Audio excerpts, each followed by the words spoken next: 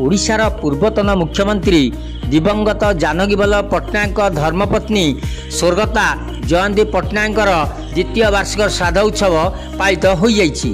कटक जिला निश्चनकोइली ब्लॉक अंतर्गत नगसपुर स्थित जयंती विद्यापीठ में स्वर्गीय जयंती पट्टनायक द्वितीय वार्षिक श्राद्ध उत्सव पालित हो जाइछि।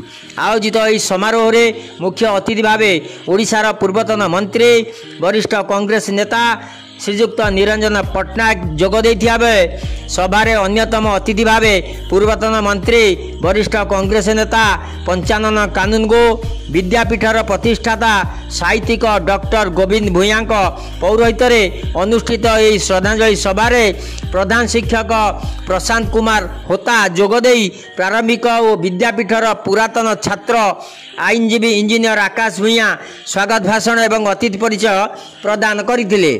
अतिथि भाव में जोगदे कांग्रेस नेता नारायण द्विवेदी, कांग्रेस युव नेता शेख मसूद अली, प्राक्तन प्रधान शिक्षक सुधीर चंद्र षडंगी, आईनजीवी देवाशीष विश्व, कांग्रेस युव नेता रमाकांत बेहेरा, टहली सेठी, पंडित प्रभात कुमार कर, कवि बटकुष्ठ स्वाई, कवि प्रफुल्ल कुमार सिंह प्रमुख वक्तृता दे दिवंगत जननेत्री जयंती पट्टनायक प्रति श्रद्धांजलि ज्ञापन करथिले।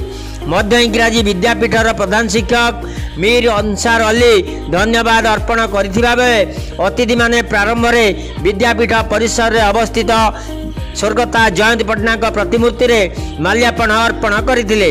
एही सभारे मांगा सालेपुर और कटक सदर अंचल विभिन्न वर्गर बहु विशिष्ट व्यक्ति उपस्थित थिले। निश्चिंत कोइलरू विजय कुंवर का रिपोर्ट निर्माण लाइव।